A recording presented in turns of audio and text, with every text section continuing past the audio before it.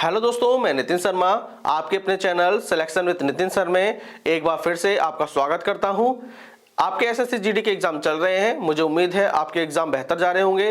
देखिए, आपके एग्जाम में पाइप और टंकी से 1 या 2 नंबर के प्रश्न पूछे जा रहे हैं। तो देखिए एग्जाम में आपके किस तरीके से प्रश्न पूछे जा रहे हैं, आज उन्हें हम करते हैं। ठीक है, सीखते हैं।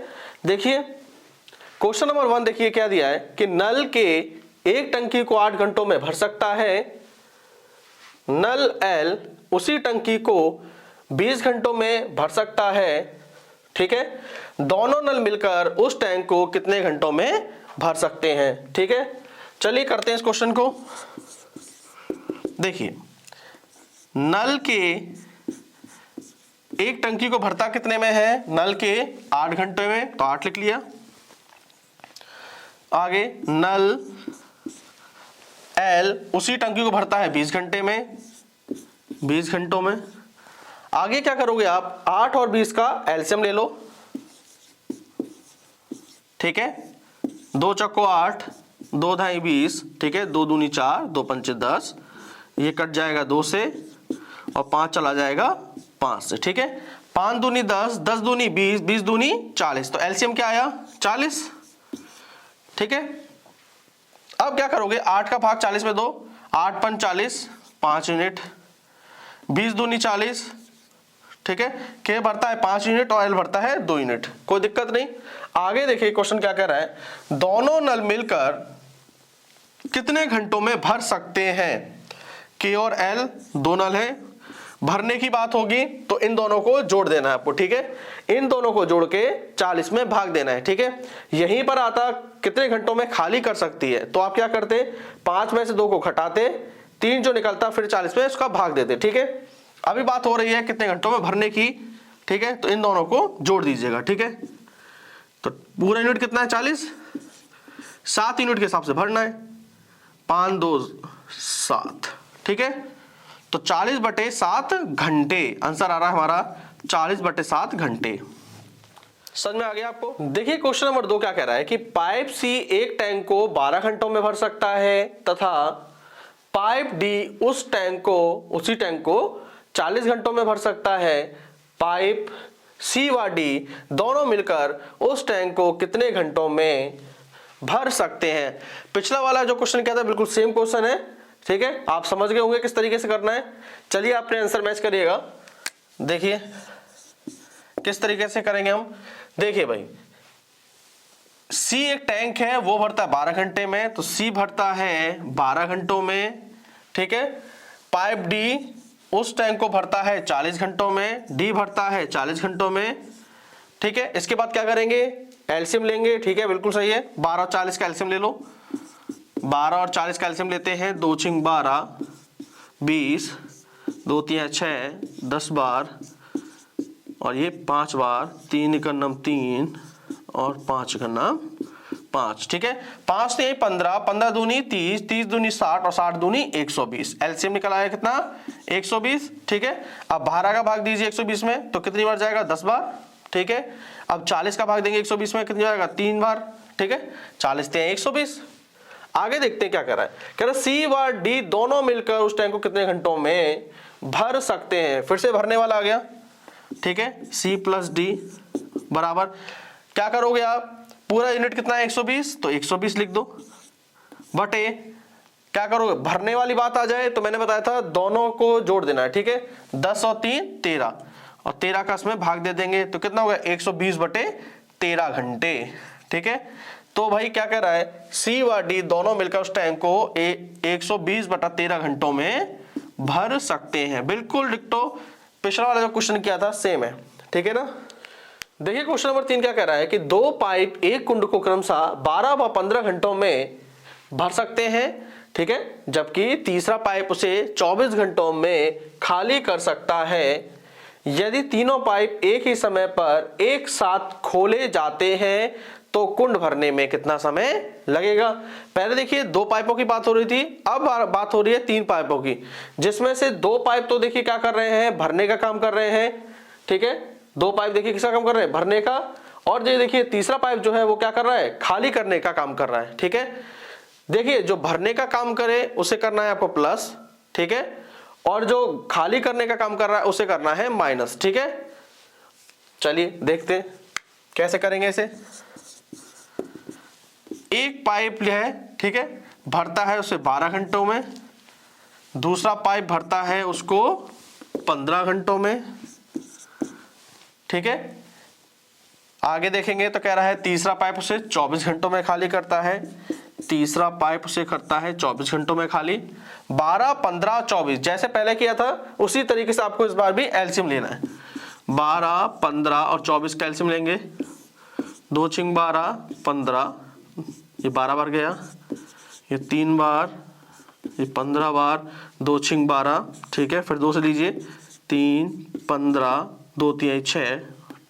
ठीक है, अब 3 से लीजिए, 3 एकम 3, 3 पचे 15, 3 एकम 3। ठीक है, अब क्या लेंगे 5, 5 एकम 5।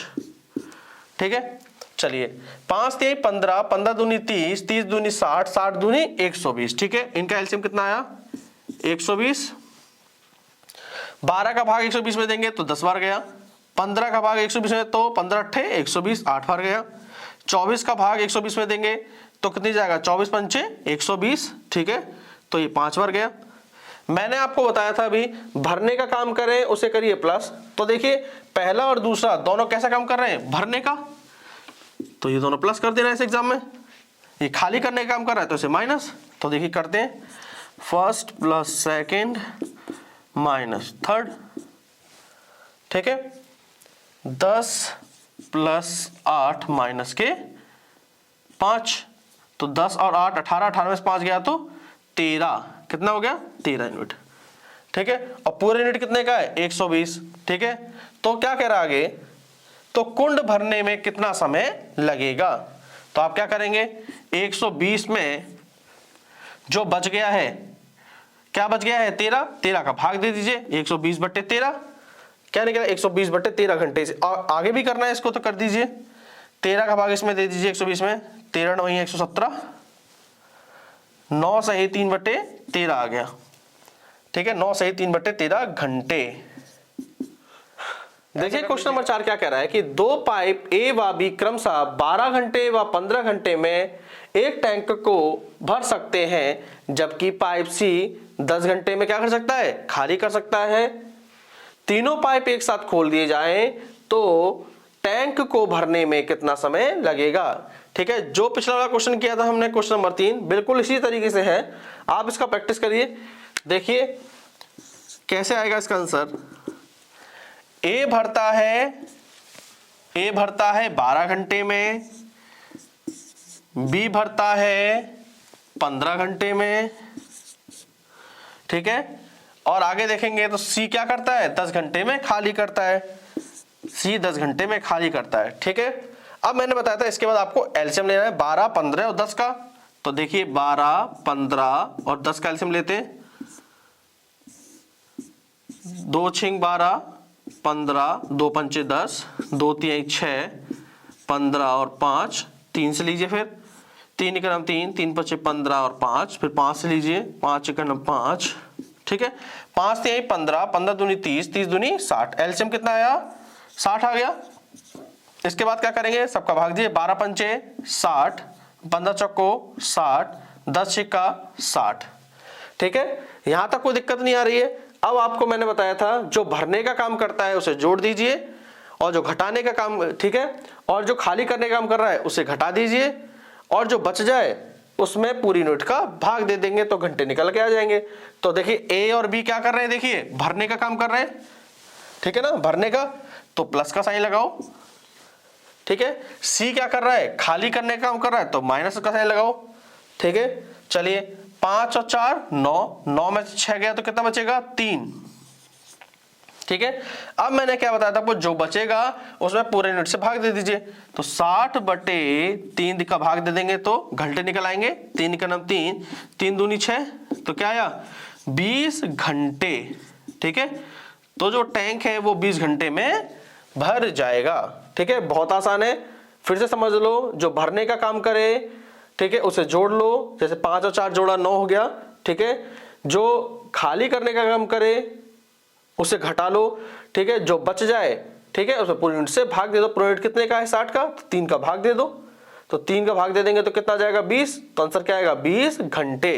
ठीक है, चलिए देखिए आज का अंतिम सवाल क्वेश्चन नंबर 5। देखिए क्या कह रहा है कि एक पाइप एक खाली टंकी को 20 मिनट में भर सकता है, जबकि तली का छिद्र भरी टंकी को 28 मिनट में खाली कर सकता है।